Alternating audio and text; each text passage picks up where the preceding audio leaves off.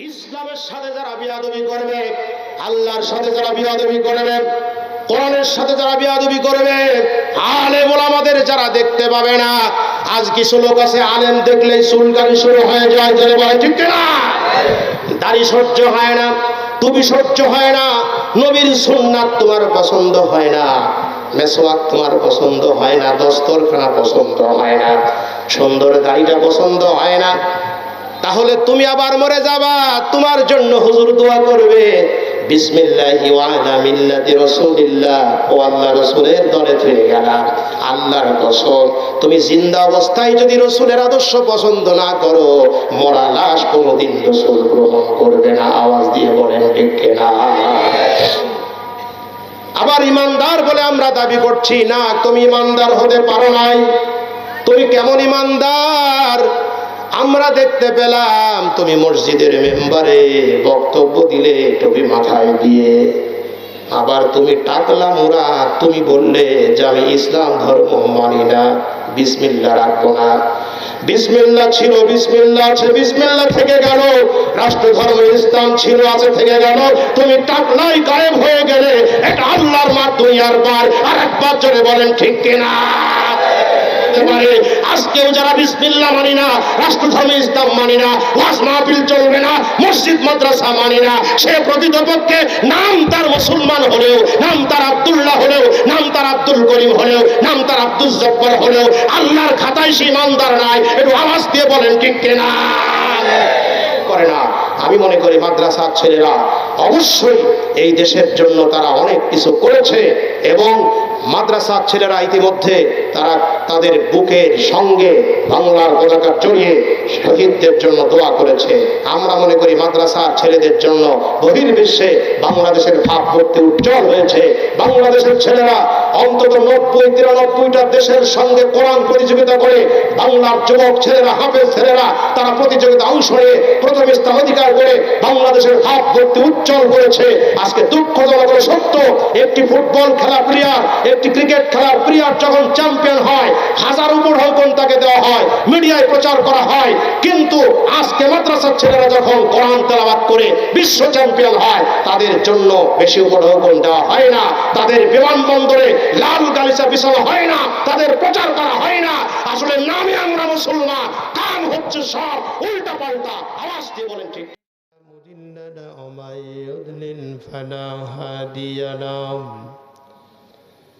فقد قال الله تعالى في كلامه المجيد وفرقان الحميد। সকলেই আমরা শয়তানের ওয়াসওয়াসা থেকে পানাহ চেয়ে নিই। সবাই পড়ি, আউযু বিল্লাহি মিনাশ শাইতানির রাজিম, বিসমিল্লাহির রহমানির রহিম। ইয়া আইয়ুহাল্লাযীনা আমানু হাল আদুল্লুকুম আলা তিজারাতিন তুনজিকুম মিন আযাবিন আলীম তুমিনুনা বিল্লাহি ওয়া রাসূলিহি ওয়া তুজাহিদুনা ফি সাবিলিল্লাহি বিআমওয়ালিকুম ওয়া আনফুসিকুম যালিকুম খায়রুল লাকুম ইন কুনতুম তা'লামুন। وبه قال حدثنا عن الحارث الأشعري رضي الله تعالى عنه قال قال رسول الله صلى الله عليه وسلم من دعا بدعوى الجاهلية فهو من جزاء جهنم وإن صام وصلى وزعم أنه مسلم رواه الترمذي। ইন্নাল্লাহা ওয়া মালাইকাতাহু ইউসাল্লুনা আলান নবী ইয়া আইয়ুহাল্লাযীনা আমানু সাল্লু আলাইহি ওয়া সাল্লিমু تسليما اللهم صل على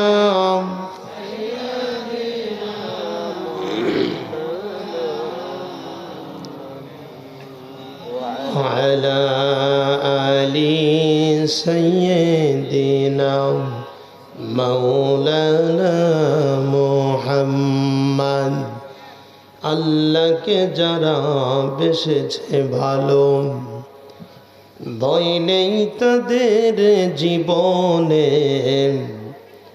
ভয় নেই তাদের কোনো কালে, ভয় নেই তাদের মরণে।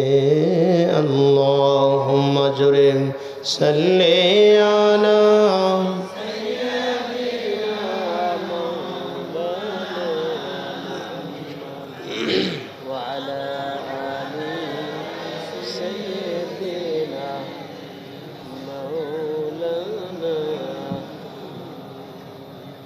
ওরে মক্কা মদিনাবাসী তোরা কতই ভাগ্যবান, ওরে মক্কা মদিনাবাসী তোরা কতই ভাগ্যবান, তোদের মাঝে ঘুমিয়ে আছেন দোজাহানের মেহমান। আল্লাহুম্মা জোরে সাল্লি আলা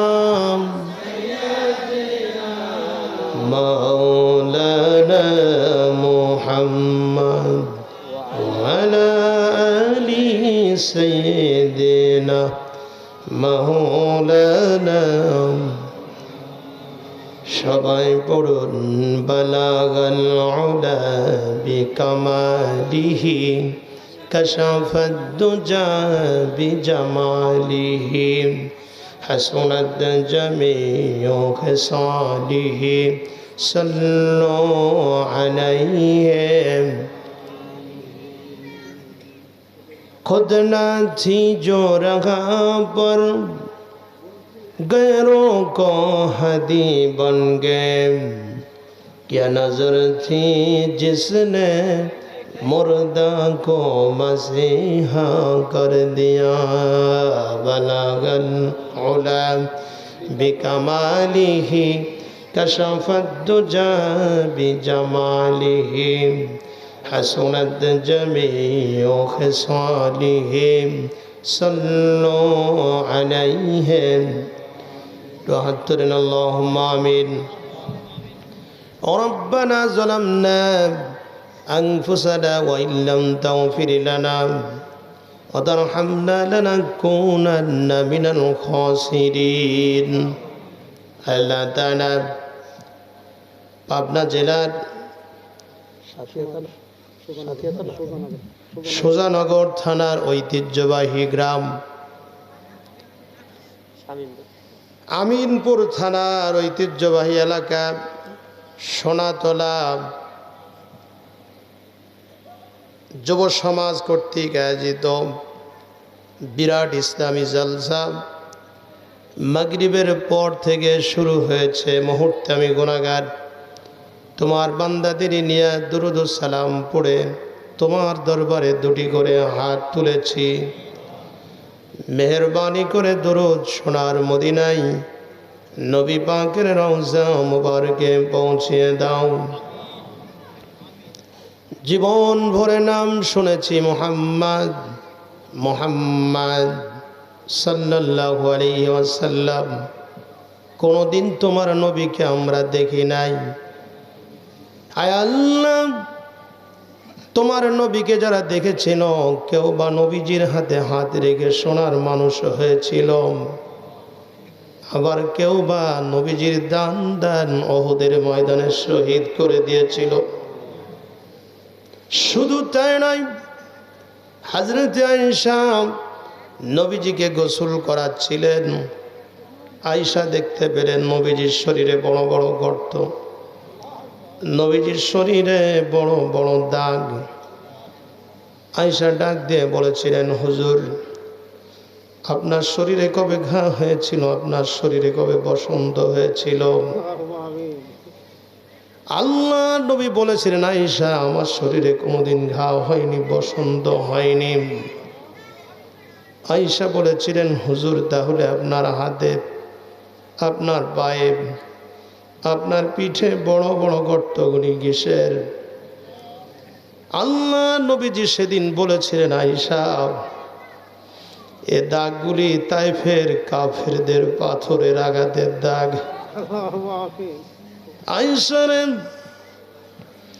কলেমার দাওয়াত নিয়ে গিয়েছিলাম তাইফের ময়দানে, তাইফবাসীরা দাওয়াত গ্রহণ করে নাই, আমাকে পাথর মেরেছিল।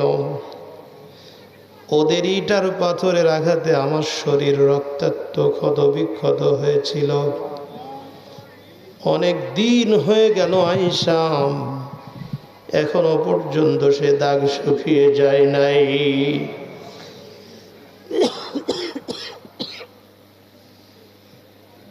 আয় আল্লাহ তাআলা, তোমার সে নবী আমরা দেখি নাই, স্বপ্নে যোগে হলেও তোমার নবীকে একবার দেখার সুযোগ করে দিও আল্লাহ।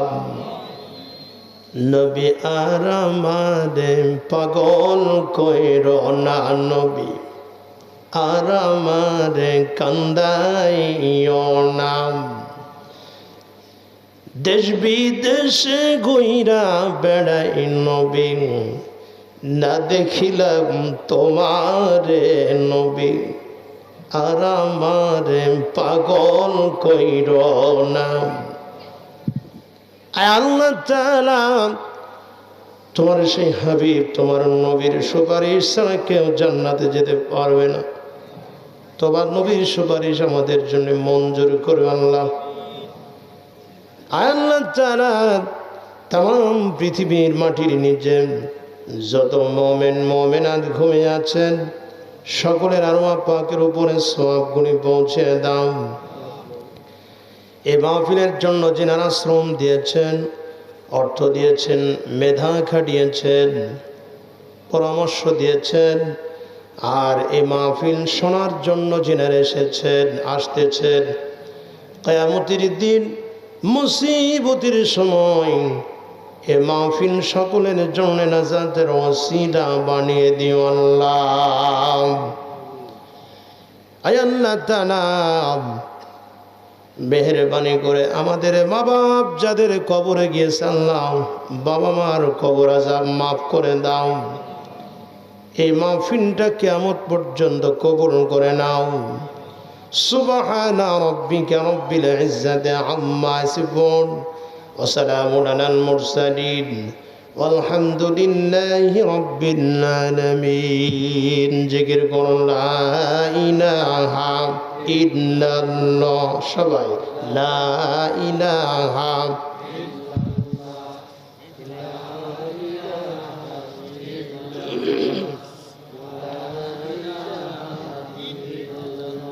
এতগুলো মানুষ যদি একসাথে জিকির করেন, হাফ কিলোমিটার দূরে আওয়াজ যাবে, আল্লাহ পাক খুশি হবে। তো জোরে লা ইলাহা ইল্লাল্লাহ, লা ইলাহা ইল্লাল্লাহ, লা ইলাহা ইল্লাল্লাহ, লা ইলাহা ইল্লাল্লাহ, লা ইলাহা ইল্লাল্লাহ, লা ইলাহা ইল্লাল্লাহু মুহাম্মাদুর রাসূলুল্লাহ সাল্লাল্লাহু আলাইহি ওয়াসাল্লাম। পাবনা জেলার আমিনপুর থানার ঐতিহ্যবাহী গ্রাম সোনাতলা গ্রামের যুব সমাজ তথা সর্বস্তরের মানুষ কর্তৃক আয়োজিত আজকের এই তাফসিরুল কোরআন মাহফিল ইসলামী জলসা। প্রধান অতিথি হিসাবে আমাদের মাঝে তাশরিফ আনবেন বিশিষ্ট ইসলামী চিন্তাবিদ, আন্তর্জাতিক খ্যাতিসম্পন্ন মুফাসসিরে কোরআন, মেদিনীপুর ভারত হতে আগত পীরে কামেল হাফেজ কারি মাওলানা আলহাজ সৈয়দ আলী আসগর সাহেব মুদ্দাজিল্লাহুল আলিয়া। আমরা দোয়া করি আমাদের হুজুরের জন্য, আল্লাহ পাক হুজুরকে হায়াতে তৈয়বা দান করেন। সকলে বলুন আমিন। আজকে মাহফিলের সম্মানিত সভাপতি সাহেব, বিশেষ করে আজকে আপনাদের মাঝে বক্তব্য রেখেছেন আলহাজ হাফেজ মাওলানা মোহাম্মদ আমিনুল ইসলাম সাহেব, 24 পরগনা, বসিরহাট, ভারত। বক্তব্য রেখেছেন হযরত মাওলানা মোহাম্মদ আব্দুস সামাদ আল আজাদি সাহেব, ধর্মীয় শিক্ষক, দুলাই উচ্চ বিদ্যালয়। বক্তব্য রেখেছেন হযরত মাওলানা মোহাম্মদ আবু সালেহ মুসা জঙ্গি সাহেব, কামিল পাবনা আলিয়া মাদ্রাসা। বক্তব্য রেখেছেন হযরত মাওলানা মোহাম্মদ ইদ্রিস আলী সাহেব, সোনাতলা। বক্তব্য রেখেছেন হযরত মাওলানা মোহাম্মদ মোকাররম হোসেন সাহেব। ভাই পরিচালক উপস্থিত আছেন এখানে চুয়াডাঙ্গা জেলার কৃতি সন্তান, বাংলাদেশ মাজলিসুল মুফাসসিরিন চুয়াডাঙ্গা জেলা শাখার সংগ্রামী আইন বিষয়ক সম্পাদক হাফেজ মাওলানা আব্দুল খালেক সাহেব। উপস্থিত আছেন মাওলানা মাসুম বিল্লাহ সাহেব, ছোট ভাই উপস্থিত আছে। উপস্থিত হাজরাত উলামায়ে কেরাম, পিতৃতুল্য মুরব্বীরা, যুবক ভাইরা, স্নেহের কচি কাচারা, অবস্থান করছেন পর্দার আড়ালে মা এবং বোনেরা। সেই সাথে আজকে যিনারা মাইক পরিচালনা করছেন মিডিয়া কর্মী ভাইরা, আমি সকলকে আরেকবার সালাম জানাচ্ছি। আসসালামু আলাইকুম ওয়া রাহমাতুল্লাহি ওয়া বারাকাতুহু। আল্লাহ পাকের দরবারে আমরা শুকরগুজার হচ্ছি, যিনি বিস্তীর্ণ পৃথিবী আর বিশাল আকাশের মালিক, আমাদের মালিক, খাওয়ানোর মালিক, জান্নাতের মালিক, সব কিছুর মালিক যিনি, সে মহান আল্লাহ সুবহানাহু ওয়া তাআলার দরবারে আমরা শুকরগুজার হচ্ছি। সকলেই বলছি আলহামদুলিল্লাহ। এরকম আলহামদুলিল্লাহ বললে খুব বেশি যে খুশি হয়েছে তা প্রমাণিত হয় না, কারণ খুশি হওয়ার সময় মানুষের গলার আওয়াজ একটু বেড়ে যায়। ফুটবল খেলতে গিয়ে যখন গোল দেয় যুবক ছেলেরা, খুশির ঠেলায় গোল শব্দ একটু জোরেই বলে। তো গোল দিয়ে যদি খুশি হয়ে গোল শব্দ জোরে বলতে পারে, কোরআনের মাহফিল এসে খুশি হয়ে আল্লাহর নামের প্রশংসা একটু জোরে আদায় করলে আমাদের খুব কষ্ট হয়ে যাবে?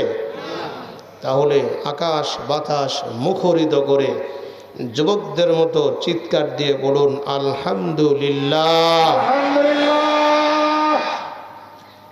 দরুদ শরীফ পড়ছি। শোষিত বঞ্চিত মানুষের বন্ধু, মানবতার মহান শিক্ষক, সর্বকালের সর্বযুগের সর্বশ্রেষ্ঠ নেতা, শোষিত বঞ্চিত মানুষের বন্ধু, মানবতার মহান শিক্ষক মুহাম্মাদুর রাসূলুল্লাহর প্রতি সাল্লাল্লাহু আলাইহি ওয়াসাল্লাম। প্রিয় ভাইরা আমার, কোরআনুল কারীম থেকে সূরা সফের 10 এবং 11 দুটি আয়াত পড়েছি। হাদিস শরীফ থেকে তিরমিজি শরীফের 2863 নম্বর হাদিসের একটু অংশ আপনাদের সামনে পড়েছি, আমরা সেখান থেকে কথা বলবো ইনশাআল্লাহ। যাদের বসতে অসুবিধা হচ্ছে, বৃদ্ধ লোক বা কোনো অসুবিধা আছে, আমার বাম দিকে চেয়ার আছে, বসতে পারে। যারা একেবারে বুঝতে পারতেছেন না, অসুবিধা বিশেষ অসুবিধা থাকলে আমার বাম পাশে চেয়ার আছে, বসতে পারে। যারা এখনো দোকান বা বেচা কেনা বিভিন্ন কাজে জড়িত আছেন, আপনাদেরকে বিশেষভাবে অনুরোধ করছি, আমাদের প্রধান অতিথি হযরত মাওলানা আবুদার বিহারী সাহেব বক্তব্য রাখছেন। আপনারা সকল কিছু পেলে জালসা প্যান্ডেলে হাজির হন। নারায়ে তাকবীর, নারায়ে তাকবীর। প্রধান অতিথির আগমন, প্রধান অতিথির আগমন। বিহারী সাহেব, বিহারী সাহেব। মাশাআল্লাহ, আমাদের সুদক্ষ একজন পরিচালক আমরা পেয়েছি, শ্রদ্ধাভাজন বড় ভাই, কি যেন নাম ভাই? মোহাম্মদ ইয়াকুব আলী সাহেব। সকলে বলুন মারহাবা। ওনার জন্য আমরা দোয়া করছি। প্রিয় ভাইরা আমার, আপনারা বলুন যে কোরআন শুনতে আপনারা আসলেন, কোরআনের সম্মান কম না বেশি? এ কোরআনের সম্মান এতটাই বেশি, রাসূল পাক সাল্লাল্লাহু আলাইহি সাল্লাম বলেছেন, মান ক্বরাআল কুরআন ফাস্তাযহারাহু ফাআহাল্লা হালালাহু হাররামা হারামাহু আদখালাহুল্লাহুল জান্নাহ। যে ব্যক্তি কোরআন তেলাওয়াত করবে, হালাল হারাম বেঁচে চলবে, সে ব্যক্তি আল্লাহর জান্নাতে প্রবেশ করবে। সুবহানাল্লাহ। দুনিয়ার এমন কোনো কিতাব নেই যেটা পড়বেন আর মেনে চলবেন জান্নাতে যাবেন। একটি মাত্র কিতাব পড়লে মানলে জান্নাত পাওয়া যাবে, তার নাম হচ্ছে কোরআনে কারীম। মান ক্বালা বিহি সাদাকা। রাসূল পাক সাল্লাল্লাহু আলাইহি ওয়াসাল্লাম বলেছেন, যে ব্যক্তি কোরআন থেকে কথা বলে সে সত্য কথা বলে। মান আমিলা বিহি উজিরা। যে ব্যক্তি কোরআন আমল করবে, কোরআন পড়বে, বুঝবে, মানবে, গবেষণা করবে, আল্লাহ নবী বলছেন সে ব্যক্তি প্রতিদান পাবে, কল্যাণ পাবে, সওয়াব পাবে। মান হাকামা বিহি আদালা। যে ব্যক্তি কোরআন দিয়ে বিচার করবে সে ব্যক্তি ন্যায় বিচার করবে। এত সম্মানিত কিতাব। এ কোরআন আমরা যতদিন মেনেছিলাম ততদিন পৃথিবীতে মাথা উঁচু করে দাঁড়িয়ে থাকতে পেরেছিলাম, পৃথিবীতে আমরা সম্মানিত ছিলাম যতদিন কোরআন মেনেছিলাম। কি বলেন, ঠিক কিনা? আপনাদের সকলের জানা, আমাদের এই ভারত উপমহাদেশ ব্রিটিশরা 200 বছর শাসন করেছিল, কিন্তু শেষ পর্যন্ত লাঞ্ছিত হয়ে, অপমানিত হয়ে, জিল্লতির এই গ্লানি নিয়ে এই উপমহাদেশ থেকে ব্রিটিশরা পালাতে বাধ্য হয়েছিল। ব্রিটিশ সরকার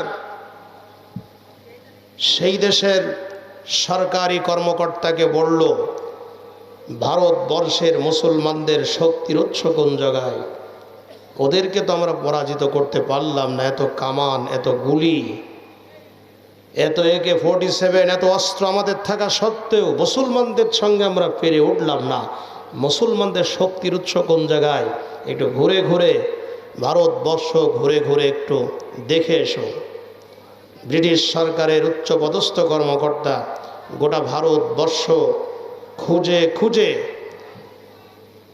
ঘুরে ঘুরে উনি ব্রিটিশ সরকারের কাছে একটা রিপোর্ট দিয়েছিল যে মুসলমানদের শক্তি গুলিবারও নয়, মুসলমানদের শক্তি কামান নয়, মুসলমানদের শক্তি মেশিন গান নয়, মুসলমানদের শক্তি হেলিকপ্টার আর প্লেন নয়, মুসলমানদের শক্তি হচ্ছে মহাগ্রন্থ আল কোরআন।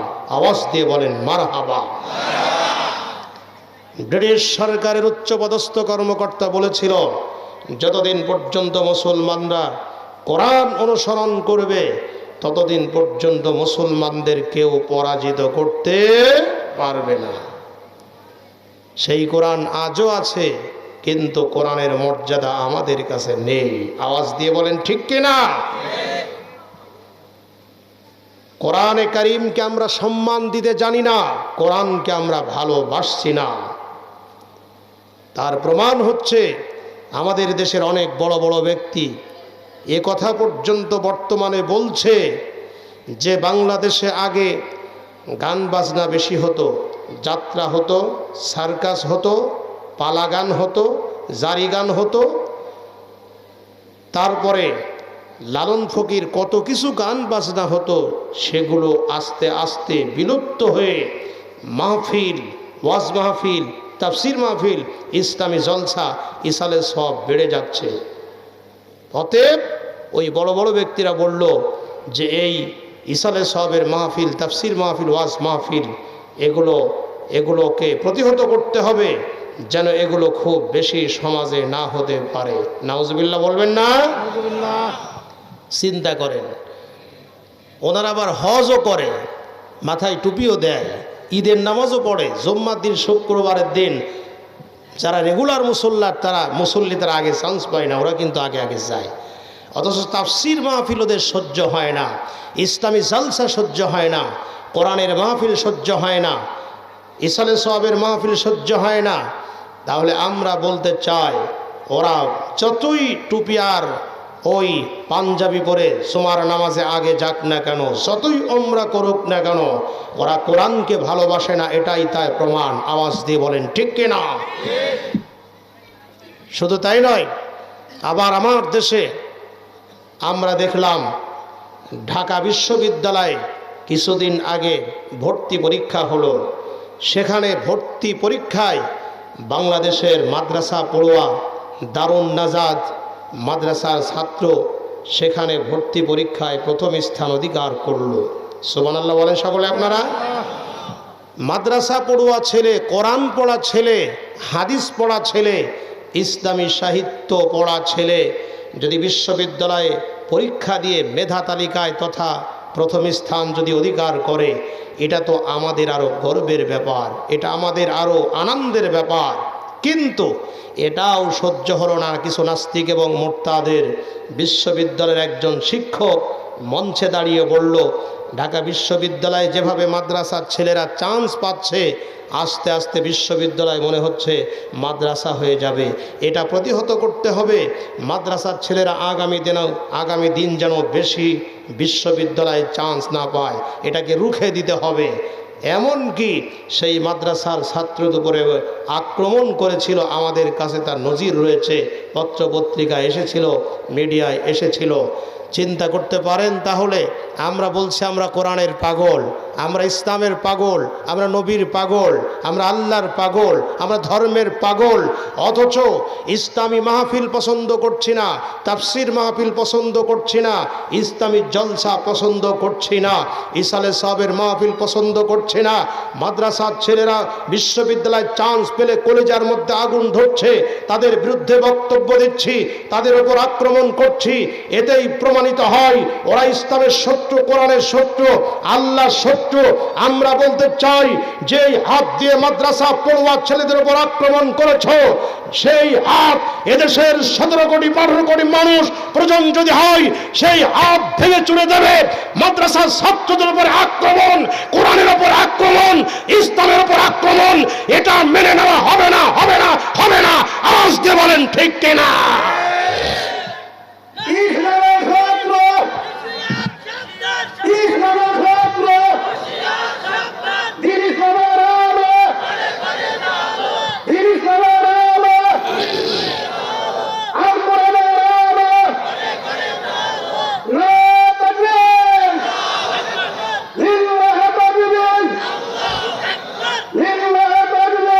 আমার ভাইরা, আমার বন্ধুগণ, এই ধরনের ইসলাম বিরোধী মানুষগুলি চায় চক্রান্ত করে, ষড়যন্ত্র করে ইসলামের আলো নিভিয়ে দিবে, কোরআনের আলো নিভিয়ে দিবে। আপনারা বলেন, ইসলামের আলো, কোরআনের আলো কেউ কি নিভাতে পারবে? পারবে না। আল্লাহ রাব্বুল আলামিন বলেন, যতই তোমরা চক্রান্ত করো, ষড়যন্ত্র করো, সাউন্ড বাড়াও,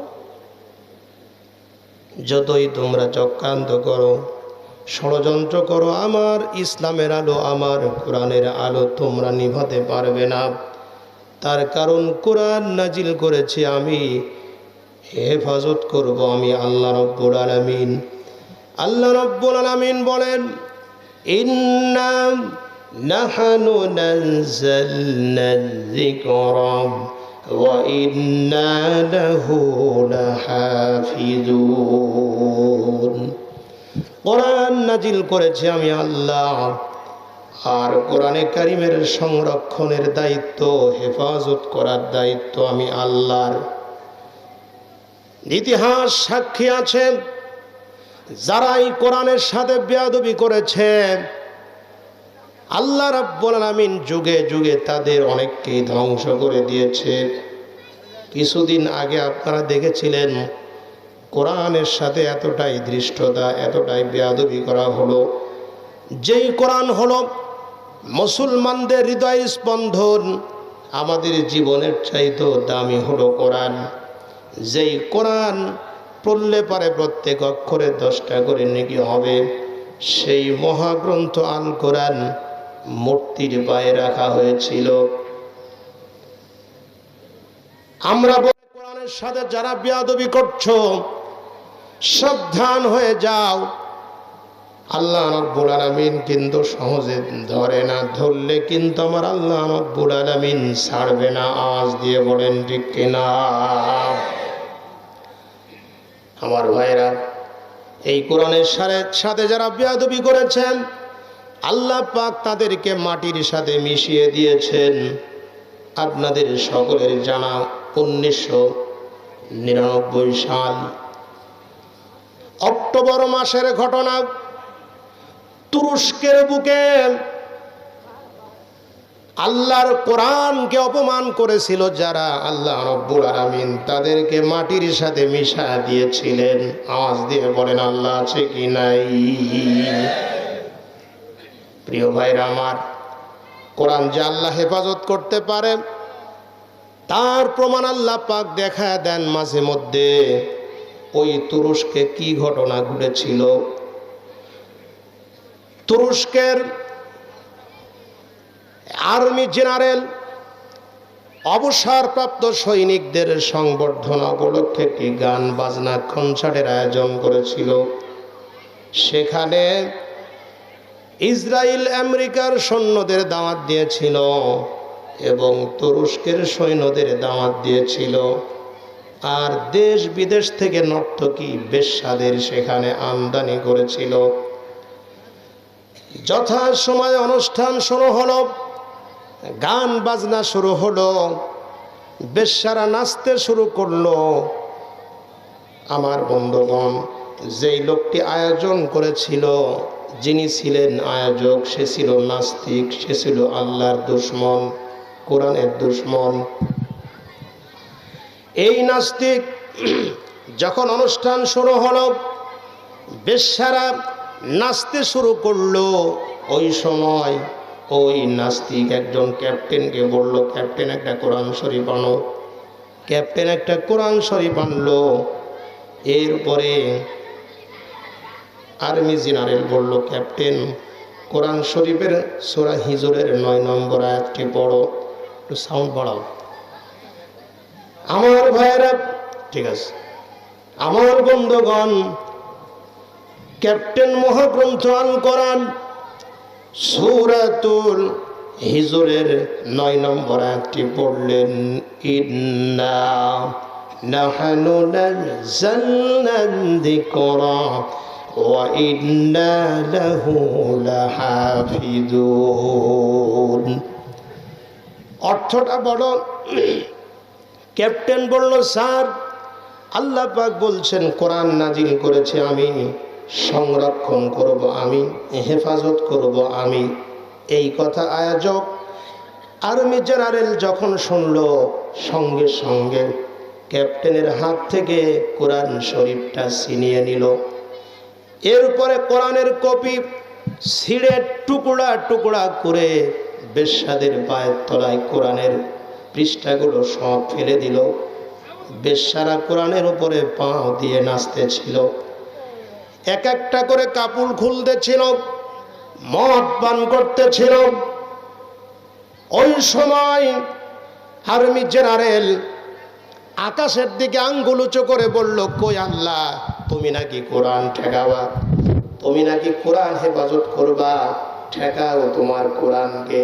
বেশ্যারা তো কোরআনের উপরে পা দিয়ে নাচতেছে, অপমান করছে, মদ ঢেলছে, ঠেকাও আল্লাহ তোমার কোরআনকে।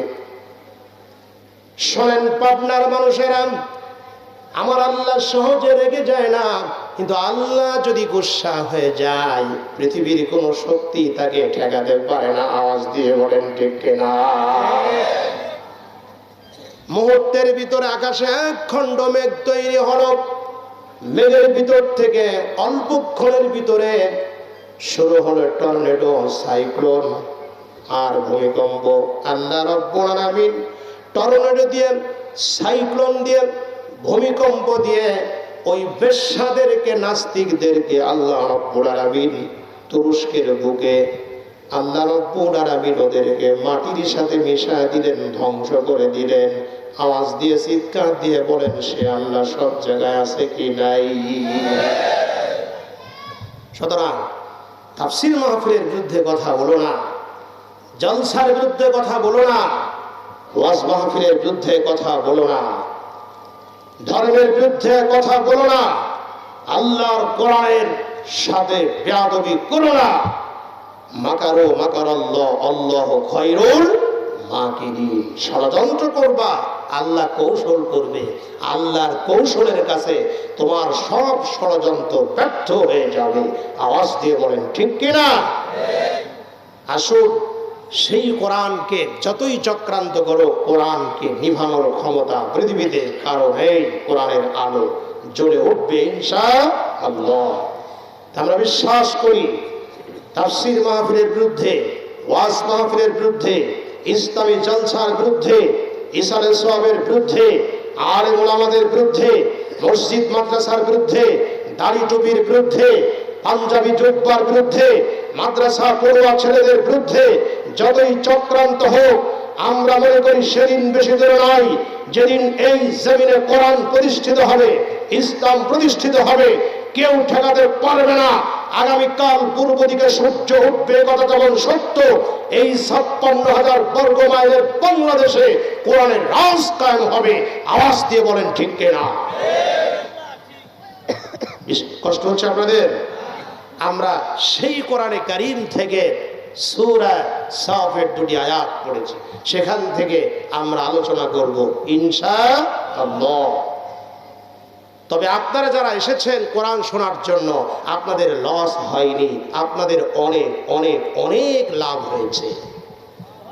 যারা চায়ের দোকানে আছে বা মেলা, ওয়াজ শুনতেছে, ওয়াজ শোনার নাম করে মেলায় যে বাজার করছে, শুধু বাদাম খাওয়ায় ব্যস্ত, পেঁয়াজ খাওয়ায় ব্যস্ত, এরপরে বিভিন্ন কাজে ব্যস্ত, অথচ তাফসীর মাহফিলে আশপাশে আছে কিন্তু আসে নাই।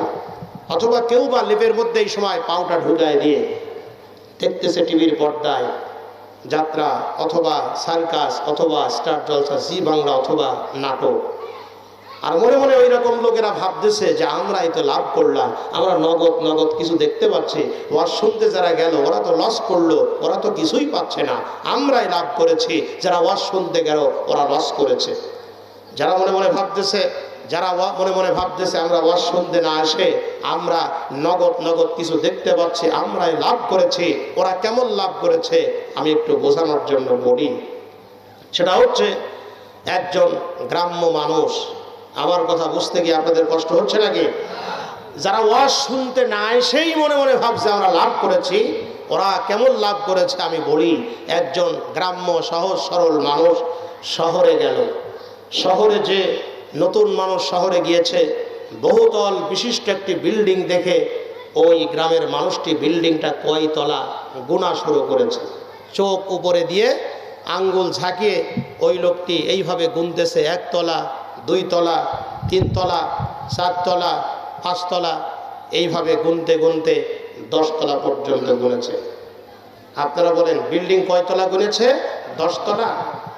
শহরের মানুষ ওই লোকটাকে দেখে বলছে, মিয়া সাহেব আপনি এইভাবে চোখ উঁচু করে আঙ্গুল ঝাঁকিয়ে কি করেন আপনি? গ্রামের মানুষটা বলছে, ভাই আমার বাড়ি তো গ্রামে, আমি এত বড় বিল্ডিং চোখে দেখি নাই, গুনছি কয়তলা, বাড়ি যেন একটু গাল গল্প করতে পারি যে এত বড় বিল্ডিং দেখে আসলাম। শহরের মানুষ তো একটু চালাক হয়। শহরের মানুষ গ্রামের মানুষটাকে বলছে, মিয়া সাহেব এখানে বিল্ডিং এর তলা গুনতে হলে যেই কয়তলা গুনবেন সেই কয়টা টাকা কিন্তু জরিমানা দিতে হয়, গুনেছেন কয়তলা সেই কয়টা টাকা তাড়াতাড়ি দেন। বিল্ডিং এর তলা গুনি তো টাকা দিতে হয় না, তো পাগলও জানে যে বিল্ডিং এর তলা গুনবো আমি কেন টাকা দেবো? কিন্তু ওই গ্রামের লোকটি, সহজ সরল লোকটি বুক পকেট থেকে 5 টাকার একটা কল করে নোট শহরের মানুষটার হাতে বের করে দিয়ে এরপরে হাতে তুড়ি মারতে মারতে বাড়ি এসে বলছে, খোকার মা শোনো, শহরে যে বিরাট জিতা জিতেছে। বলে কেমন জিতা জিতলে? বলে বিল্ডিং এর তলা গুনে প্রত্যেক তলায় 1টা করে টাকা জরিমানা দেওয়া লাগতেছিল, আমি তোমার স্বামী সলিমউদ্দিন 10 তলা গুনিয়ে 5 টাকা দিয়ে বিরাট জিতা জিতেছি। আচ্ছা আপনারা বলেন এ লোকটা কি জিতেছে না ঠকেছে? ঠকেছে। এই পাবনাবাসী আওয়াজ দেন, আওয়াজ দিয়ে বলেন ওই লোকটি টাকা দিয়ে জিতেছে না ঠকেছে? সুতরাং আজকে যারা কোরআনের মাহফিলে না এসে মনে মনে ভাবছে আমরা জিতেছি, ওরা বিল্ডিং গুনে টাকা দেওয়ার মতোই ঠকেছে, আওয়াজ দিয়ে বলেন ঠিক কিনা? আর আপনারা জিতেছেন ইনশাআল্লাহ। আমরা কেমন জিতেছি, আপনারা কেমন লাভবান হয়েছেন? এই যে বাড়ির থেকে কোরআনের মাহফিল শোনার জন্য এসেছে, যখন বাড়ির থেকে কোরআন শোনার জন্য, কোরআনের জ্ঞান অর্জন করার জন্য বাড়ির থেকে বের হয়ে এসেছে, আপনাদের পায়ের তলে আল্লাহ নূরের ফেরেশতারা পাখাগুলো বিছিয়ে দিয়েছিল। আওয়াজ দিয়ে বলুন সুবহানাল্লাহ। শুধু তাই নয়, গর্তের পিপিলিকা থেকে শুরু করে নিয়ে সমুদ্রের মাছ পর্যন্ত আপনাদের জন্য দোয়া করছে, ওগো আল্লাহ ওই যে সোনাতলার মাহফিলে যারা গেল ওদের জীবনের গোনাগুলো মাফ করে দাও। এজন্য চিন্তার কোনো কারণ নাই, মন মরা হয়েন না, প্রাণ খুলে খুশি হয়ে সেই রবের আমরা কোরআন শুনছি। একটু সবাই পড়ে নাও, আউযু বিল্লাহি মিনাশ শাইতানির রাজিম, বিসমিল্লাহির রহমানির রহিম। ইয়া আইয়ুহাল্লাযীনা আমানু হাল আদুল্লুকুম আলা তিজারাতিন তুনজিকুম মিন আযাবিন আলীম, তুমিনুনা বিল্লাহি ওয়া রাসূলিহি ওয়া তুজাহিদুনা ফি সাবিলিল্লাহি বিআমওয়ালিকুম ওয়া আনফুসিকুম, যালিকুম খায়রুল লাকুম ইন কুনতুম তা'লামুন। সূরার নাম সূরা সফ, আয়াত আছে 14টি, রুকু আছে 2টি, মদিনায় নাজিল হয়েছিল 10 নম্বর আয়াতে এবং 11 নম্বর আয়াতে আল্লাহ আমাদের বলছে, ও ঈমানদাররা তোমাদের কি এমন একটি ব্যবসার কথা বলবো নাকি যেই ব্যবসা করলে জাহান্নামের আগুন থেকে মুক্তি পাবে? আমরা আল্লাহকে ডাক দিয়ে বললাম, ওগো আল্লাহ সেই ব্যবসাটা কি যেই ব্যবসা করলে জাহান্নামের আগুনে যেতে হবে না, জাহান্নামের আগুন আমাদের জন্য হারাম হয়ে যাবে, সেই ব্যবসাটা কি, সেই কাজটা কি? আল্লাহ বললেন, তুমিনুনা বিল্লাহি ওয়া রাসূলিহি ওয়া তুজাহিদুনা ফি সাবিলিল্লাহি বিআমওয়ালিকুম ওয়া আনফুসিকুম, যালিকুম খায়রুল লাকুম ইন কুনতুম তা'লামুন। সেই ব্যবসাটা হলো আল্লাহ এবং রসুলের উপরে ঈমান আনতে হবে, আর জান আর মাল দিয়ে আল্লাহর রাস্তায় সংগ্রাম করতে হবে, আল্লাহর দ্বীন প্রতিষ্ঠার জন্য জান মাল দিয়ে চেষ্টা করতে হবে। তাহলে 1 নম্বর আল্লাহ এবং রসুলের প্রতি ঈমান আনতে হবে। এক নম্বর আল্লাহকে বিশ্বাস করতে হবে। আল্লাহ ছিলেন, আল্লাহ আছেন, আল্লাহ থাকবেন। ও আমার পাবনার মানুষেরা, একটু যুবকদের মতো চিল্লা বলেন আল্লাহর প্রেম ভালোবাসা অন্তরে দিয়া একটু যুবকদের মতো বলেন দেখি আল্লাহ আছে কি নাই। সম্মানিত ভাইরা আমার, অনেক শিক্ষিত মানুষ আছে আল্লাহকে মানে না। অনেক দার্শনিক, কবি, বড় মেধাবী, অনেক জ্ঞান অর্জন করেছে, 30টা ডিগ্রি নিয়েছে, কিন্তু আল্লাহকে মানে না। অথচ অনেক গরিব মানুষ আছে, অশিক্ষিত মানুষ আছে, আল্লাহকে মানে। আল্লাহর ওলি ইমাম ফখরুদ্দিন রাজি রহমতুল্লাহ আলাইহি আল্লাহর একজন জবরদস্ত ওলি ছিলেন। আল্লাহর ওলি ইমাম ফখরুদ্দিন রাজি রহমতুল্লাহ আলাইহি গ্রামের রাস্তা দিয়ে হাঁটতেছিলেন। একজন গ্রাম্য মানুষের সঙ্গে দেখা হলো। ইমাম ফখরুদ্দিন রাজি আল্লাহর ওলি গ্রামের মানুষটাকে ডাক দিয়ে বললেন, ও ভাই, তুমি কি আল্লাহকে বিশ্বাস করো নাকি? গ্রামের মানুষটা বলল, হুজুর, আমি অবশ্যই আল্লাহকে বিশ্বাস করি। সুবহানাল্লাহ বলবেন না? ইমাম ফখরুদ্দিন রাজি রহমতুল্লাহ আলাইহি বললেন, আল্লাহকে তো দেখা যায় না, কোন কোন জিনিস দেখে তুমি বিশ্বাস করো আল্লাহ একজন আছে? গ্রামের অশিক্ষিত মানুষ, গরিব মানুষ, উনি বললেন, হুজুর, কোন জায়গায় যদি নদী পড়ে থাকে মানুষেরা বুঝতে পারে আশেপাশে কোথাও ছাগল আছে। কোন জায়গায় যদি গোবর পড়ে থাকে মানুষেরা বুঝতে পারে আশেপাশে কোথাও গরু আছে। কোন জায়গায় যদি মানুষের পায়ের চিহ্ন দেখা যায় মানুষেরা বুঝতে পারে আশেপাশে কোথাও মানুষ আছে। নদী, গোবর আর মানুষের পায়ের চিহ্ন দেখে মানুষ যেমন বুঝতে পারে আশেপাশে ছাগল, গরু আর মানুষ আছে, আমিও বিশাল আকাশ, জমিন, পাহাড়, সাগর, নদ নদী, খাল, বিল, সবুজ বাগ বাগিচা, এগুলো দেখে আমিও বিশ্বাস করি এগুলির স্রষ্টা একজন আছে। জোরে বলেন, সেই সৃষ্টিকর্তার নাম কি? চিল্লা বলেন, আল্লাহ আছে কি নাই? আমার ভাইয়েরা, আল্লাহর পরিচালনা রব্বুল আলামিন কোরআনে কারীমের মধ্যে দিয়েছেন, ইন্নানি আনাল্লাহু লা ইলাহা ইল্লা আনা ফাবুদনি আকিমিস সালাতা লিযিকরি। নিশ্চয় আমি আল্লাহ। এ পরিচয় নিজে আল্লাহ নিজেই দিচ্ছেন, নিশ্চয় আমি আল্লাহ, আমি ছাড়া কোনো ইলাহ নাই, তোমরা আমার ইবাদত করো আর আমার শরণার্থে সালাত প্রতিষ্ঠা করো, নামাজ কায়েম করো। আল্লাহু লা ইলাহা। আয়াতুল কুরসি নিশ্চয় আপনাদের অনেকের মুখস্থ আছে, পড়লে প্রতি অক্ষরে 10টা করে নেকি হবে। একটু চেষ্টা করুন, পড়ুন। আল্লাহু লা ইলাহা ইল্লা হুয়াল হাইয়ুল কাইয়্যুম লা তাখুযুহু সিনাতু ওয়ালা নাওম। আল্লাহ হচ্ছেন তিনি যিনি চিরঞ্জীব, চিরস্থায়ী। সে আল্লাহ ঘুমায় না, তন্দ্রাও যায় না। আল্লাহ কি ঘুমায় নাকি? এটা আপনারা বলেন, আল্লাহ কি ঘুমায় নাকি? আল্লাহ কি ঘুমায় নাকি? হযরতে মূসা আলাইহিস সালাম আল্লাহকে ডাক দিয়ে বলেছিলেন, ওগো আল্লাহ, আপনি কখন ঘুমান? আল্লাহ পাক বললেন, মূসা, আমি কখন ঘুমাই যদি তুমি জানতে চাও, বুঝতে চাও, দুইটা কাঁচের পাত্র হাতে নিয়ে একটু দাঁড়িয়ে থাকো। মূসা আলাইহিস সালাম 2টা কাঁচের পাত্র হাতে নিয়ে দাঁড়িয়ে থাকলেন। দাঁড়িয়ে থাকতে থাকতে অনেকক্ষণ পরে মূসা আলাইহিস সালামের ঘুম আসলো।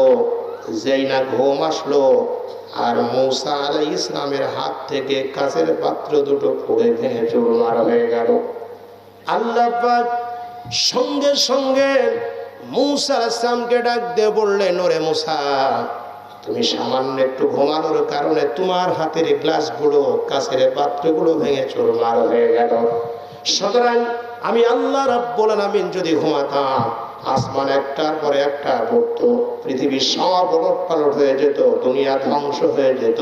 সুতরাং মুসা তুমি শুনে না, আমি আল্লাহ রাব্বুল আলামিন ঘুমাই না। আল্লাহু আকবার। জোরে বলেন সে আল্লাহ আছে কি নাই? কিন্তু নাস্তিকেরা আল্লাহকে অস্বীকার করে। জোরে বলেন ঠিক কি না? নাস্তিকের আল্লাহরে মানে না, তবে যারা আল্লাহরে মানে না ওরা দুনিয়াতেও লাঞ্ছিত হয়, পরকালেও লাঞ্ছিত হবে, জাহান্নামী হবে। আওয়াজ দিয়ে বলেন ঠিক কি না? আল্লাহরে মানত না একজন নাস্তিক, তার নাম হচ্ছে ডক্টর আহমদ শরীফ। এই ডক্টর আহমদ শরীফ আল্লাহকে অস্বীকার করত। কি সুন্দর নাম, আহমদ শরীফ। নামটা হচ্ছে সুন্দর, কিন্তু কাম হচ্ছে আবু জেহেলের মতো। আল্লাহকে অস্বীকার করত, পরকাল অস্বীকার করত, কবর আযাব অস্বীকার করত, ফেরেশতা অস্বীকার করত। এই ডক্টর আহমদ শরীফ দুনিয়াতে লাঞ্ছিত হয়েছিল আল্লাহকে অস্বীকার করার কারণে। কেমন লাঞ্ছিত আমার ভাইয়েরা? ডক্টর আহমদ শরীফ যখন অসুস্থ হয়ে পড়ল, তার আত্মীয় স্বজনকে বলল, আমি যখন মারা যাব আমার লাশ তোমরা মুসলমানদের কবরে দাফন করবে না। চিন্তা করেন কতটা অহংকার। আত্মীয় স্বজন বলল, তাহলে আপনি যদি মারা যান আপনার লাশ আমরা হিন্দুদের শ্মশানে পোড়াবো। ডক্টর আহমদ শরীফ বলল, না, আমি হিন্দু ধর্ম বিশ্বাস করি না, ইসলাম ধর্ম বিশ্বাস করি না, আমি কোনো ধর্মই মানি না। আমার লাশ তোমরা হিন্দুদের শ্মশানে পোড়াতে পারবে না। আত্মীয় স্বজন বলল, তাহলে আপনি মারার পর আপনার লাশ আমরা কি করব? ডক্টর আহমদ শরীফ সেদিন বলেছিল, আমি যখন মারা যাব আমার লাশ তোমরা ঢাকা মেডিকেল কলেজের ছাত্রছাত্রীদের কাছে দিয়ে দেবে। মেডিকেল কলেজের ছাত্রছাত্রীরা আমার লাশ কেটে কেটে ডাক্তারি বিদ্যা শিখবে। তাই ডক্টর আহমদ শরীফ যেদিন ঢাকায় মারা গেল, তার লাশ অ্যাম্বুলেন্সে করে নিয়ে ঢাকা মেডিকেল কলেজের ভিতরে নেওয়া হলো। ডক্টর আহমদ শরীফের আত্মীয় স্বজন ঢাকা মেডিকেল কলেজের ছাত্রছাত্রীদের বলল, ও মেডিকেল কলেজের ছাত্রছাত্রীরা, এই নাও তোমাদের স্যারের লাশ। তোমাদের স্যার ওসিয়ত করে গিয়েছে যে তোমরা তোমাদের স্যারের লাশ কেটে ডাক্তারি বিদ্যা শিখবা, এই নাও গ্রহণ করো, তোমার স্যারের লাশকে সম্মান দাও। কি অপমান, কি লাঞ্ছনা! সমস্ত মেডিকেল কলেজের সমস্ত ছাত্রছাত্রীরা ওরা মিছিল বের করলো, বলল, শোনেন ডক্টর আহমদ শরীফের আত্মীয় স্বজনেরা, এই ডক্টর আহমদ শরীফ আমাদের স্যার হতে পারে, শিক্ষিত হতে পারে, গবেষক হতে পারে, জ্ঞানী হতে পারে, কিন্তু আল্লাহকে মানত না, কোরআন মানত না, ইসলাম মানত না, পরকাল বিশ্বাস করত না। তাই আমরা ঘোষণা করলাম, অবাঞ্ছিত ঘোষণা করলাম, এক কথা এক দাবি, এই নাস্তিকের লাশটা কখন সরাবি? আমরা জীবন দেব, কিন্তু ডক্টর আহমদ শরীফের লাশ বিশ্ববিদ্যালয়ে রাখতে দেব না। এটা অপমান। অপমান আওয়াজ দিয়ে বলেন ঠিক কিনা? ইসলামের সাথে যারা বিয়াদবি করবে, আল্লাহর সাথে যারা বিয়াদবি করবে, কোরআনের সাথে যারা বিয়াদবি করবে, আলেম ওলামাদের যারা দেখতে পাবে না। আজ কিছু লোক আছে আলেম দেখলেই চুলকানি শুরু হয়ে যায়, যারা বলে ঠিক না, দাড়ি সহ্য হয় না, টুপি সহ্য হয় না, নবীর সুন্নাত তোমার পছন্দ হয় না, মেসওয়াক তোমার পছন্দ হয় না, দস্তরখানা পছন্দ হয় না, সুন্দর দাড়িটা পছন্দ হয় না, তাহলে তুমি আবার মরে যাবা, তোমার জন্য হুজুর দোয়া করবে, বিসমিল্লাহি ওয়া আলা মিল্লাতি রাসূলিল্লাহ, ও আল্লাহর রাসূলের দলে থেকে গেলা। আল্লাহর কসম, তুমি জিন্দা অবস্থায় যদি রাসূলের আদর্শ পছন্দ না করো, মরা লাশ কোনোদিন রাসূল গ্রহণ করবে না। আওয়াজ দিয়ে বলেন ঠিক কিনা? আলেম দেখলে চুলকানি। কত বড় দুঃখ আজকে আমার বাংলাদেশ, শাহজালালের বাংলাদেশ, শাহ মাকদুমের বাংলাদেশ, খানজাহানের বাংলাদেশ, ওলি আল্লাহর বাংলাদেশ, শহীদ গাজীর বাংলাদেশ। রহম করুন আল্লাহ, রহম করুন আল্লাহ।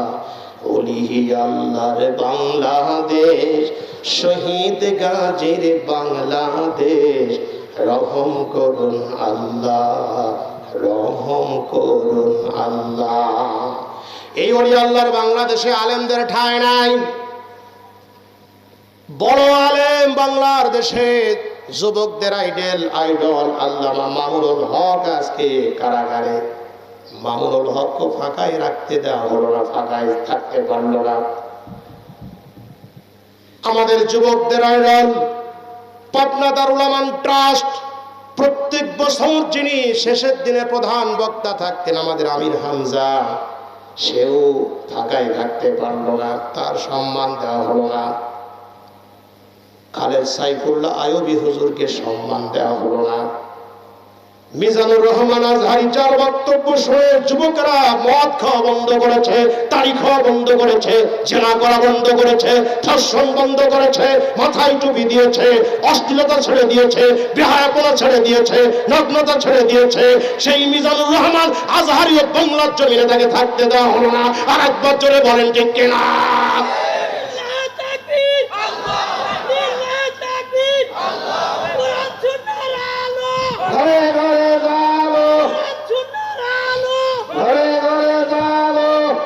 আমার ভাইরা, শুধু তাই নয়, বিশ্বনন্দিত মুফাসসিরে কোরআন আল্লাহর ওলি, কোরআনের পাখি, কোটি কোটি কোটি জনতার হৃদয়ের স্পন্দন, বিশ্বনন্দিত মুফাসসিরে কোরআন আল্লাহর ওলি, যার হাতে হাত দিয়ে প্রত্যেক বছর হাজার হাজার মানুষ কলমা পড়ে মুসলমান হতো।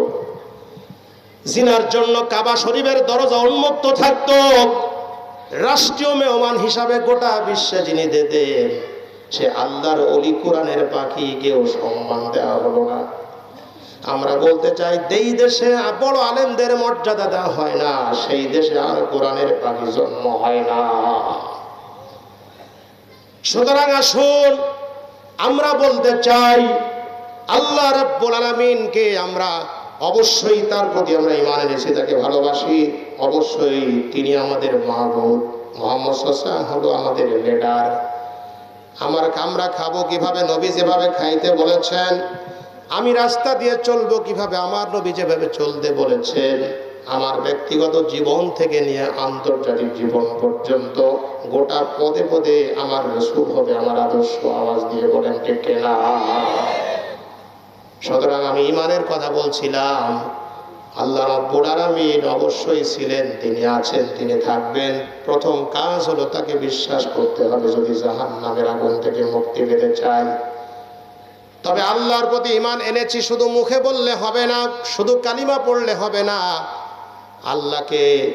আল্লাহর প্রতি ঈমান এনেছি এ কথার আল্লাহকে যে বিশ্বাস করি এটা প্রমাণিত হবে তখন, তিনটি কাজ করব যখন: ইকরার বিল লিসান, তাসদীক বিল জানান, আমাল বিল আরকান। মুখে স্বীকার করতে হবে আল্লাহ আছে, অন্তরে বিশ্বাস করতে হবে আল্লাহ আছে, আর আল্লাহর হুকুমগুলো মানতে হবে, আল্লাহর বিধানগুলো মানতে হবে। আজ মুসলমান নামাজ পড়ি না, রোজা রাখি না, টাকা থাকলে হজ করি না, মিথ্যার সয়রা, অশ্লীলতায় মগ্নতায় সব নেমে গেলাম। আবার ইমানদার বলে আমরা দাবি করছি না, তুমি ইমানদার হতে পারো নাই। তুমি কেমন ইমানদার? আমরা দেখতে পেলাম তুমি মসজিদের মেম্বারে বক্তব্য দিলে টুপি মাথায় দিয়ে, আবার তুমি টাকলা মোড়া, তুমি বললে যে আমি ইসলাম ধর্ম মানি না, বিসমিল্লাহ রাখবো না।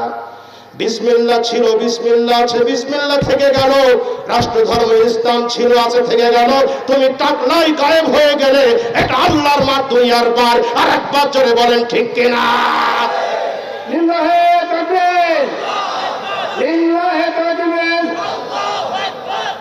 সম্মানিত ভাইরা আমার, আল্লাহ রাব্বুল আলামিন দেখা দিলেন। সুতরাং আমি বলতে চাই, আমি যতই টুপি মাথায় দেই, যতই আমি ওমরা করি, যতই পাঞ্জাবি গায়ে দেই, যতই ঈদের নামাজ পড়ি, যদি বিসমিল্লাহ পছন্দ না করি, ইসলাম যদি পছন্দ না করি, ওয়াজ মাহফিল যদি পছন্দ না করি, ধর্ম যদি আমার পছন্দ না হয়, আল্লাহর দরবারে আমি মুমিন নাই, নামে মুসলমান, কিন্তু আমি ঈমানদার হতে পারবো না। তার প্রমাণ হলো সূরা নিসার 65 নম্বর আয়াত। এই আয়াতের শানে নজুলটা আমি গতকালকেও পড়লাম। দুইজন লোক হুজুরের কাছে বিচার দিল, একজন মুসলমান আর একজন ইহুদি। আল্লাহ নবী দুইজনের অভিযোগ শুনে রায় দিলেন ইহুদির পক্ষে। সুবহানাল্লাহ বলবেন না? মুসলমানদের সাম্প্রদায়িক বলো না, মুসলমানরা হচ্ছে সাম্প্রদায়িক সম্প্রীতি বজায় রেখে চলতে জানে। আওয়াজ দিয়ে বলে ঠিক না? আমরা সাম্প্রদায়িক নয়, হিন্দু বৌদ্ধ খ্রিস্টান মিলেমিশে বসবাস করি আমার দেশে। আমরা কয়েকদিন আগে যে অঘটন ঘটেছিল আমরা নিন্দা করেছিলাম।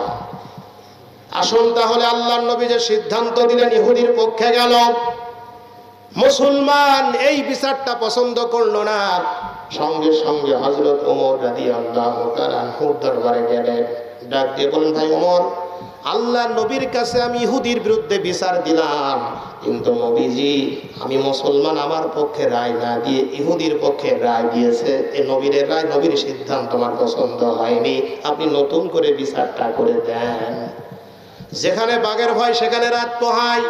হযরত ওমর এই কথা শুনে অগ্নিশর্মা হয়ে গেলেন, বললেন ঠিক আছে তুমি আমার গেটের সামনে দাঁড়াও, আমি তোমার বিচারে ছানি করে দেব। হযরত ওমর রাদিয়াল্লাহু তাআলা বাড়ির মধ্যে গেলেন, তরবারি আনলেন, গেটের সামনে এসে তরবারি খাপ থেকে বের করেন। ওই লোকটিকে ডাক দিয়ে বললেন, বেটা বেয়াদব, যেই লোকটি আল্লাহর নবীর বিচার পছন্দ করে না তার বিচার আর অন্যভাবে হয় না, তার বিচার এইভাবে করে দিতে হয়। একটা কোপ দিল, কল্লা দেহ থেকে আলাদা হয়ে গেল। গোটা এলাকায় একটা অপপ্রচার ছড়িয়ে পড়লো যে ওমরের মতো একজন মানুষ একটা মুসলমান, একটা ইমানদার হত্যা করেছে। আল্লাহর নবী ওমরকে ডাক দিয়ে বললেন, ওমর তুমি এই কাজটা করা তোমার ঠিক হয়নি, আর যাই হোক সে তো একটা ইমানদার, ইমানদারকে কেন তুমি হত্যা করলে? সে তো নামাজ পড়ে, সে তো দাড়িওয়ালা, সে তো পাগড়িওয়ালা, সে তো জুব্বাওয়ালা, সে তো তাহাজ্জুদওয়ালা, যে ইমানদারকে ওমর তুমি কেন হত্যা করলে? সঙ্গে সঙ্গে আল্লাহ রাব্বুল আলামিন ও যে ইমানদার না এটা বলে দিলেন। সূরা নিসার 65 নম্বর আয়াতে আল্লাহ বলে দিলেন, ফালা ওয়া রাব্বিকা লা ইউমিনুনা হাত্তা ইউহাক্কিমুকা ফীমা শাজারা বাইনাহুম সুম্মা লা ইয়াজিদু ফি আনফুসিহিম হারাজাম মিম্মা কাযাইতা ওয়া ইউসাল্লিমু তাসলিমা।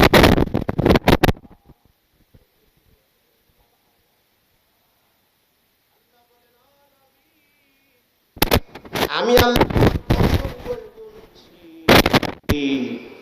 যেই ব্যক্তি আপনার বিচার মানে না, আপনাকে ন্যায় বিচারক মানে না, আপনার সিদ্ধান্ত মানে না, সে ব্যক্তি কখনো মুমিন হতে পারে না, মুমিন হতে পারে না।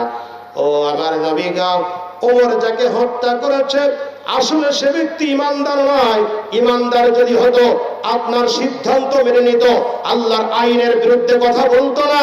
সুতরাং আমি বলতে চাই, সেই যুগের ওই লোকটি নবীর সিদ্ধান্ত না মানার কারণে যদি ইমানদার না হতে পারে, আজকেও যারা বিসমিল্লাহ মানি না, রাষ্ট্রধর্মে ইসলাম মানি না, ওয়াজ মাহফিল চলবে না, মসজিদ মাদ্রাসা মানি না, সে প্রকৃতপক্ষে নাম তার মুসলমান হলেও, নাম তার আব্দুল্লাহ হলেও, নাম তার আব্দুল করিম হলেও, নাম তার আব্দুল জব্বার হলেও আল্লাহর খাতায় সে ইমানদার নাই। একটু আওয়াজ দিয়ে বলেন ঠিক কিনা?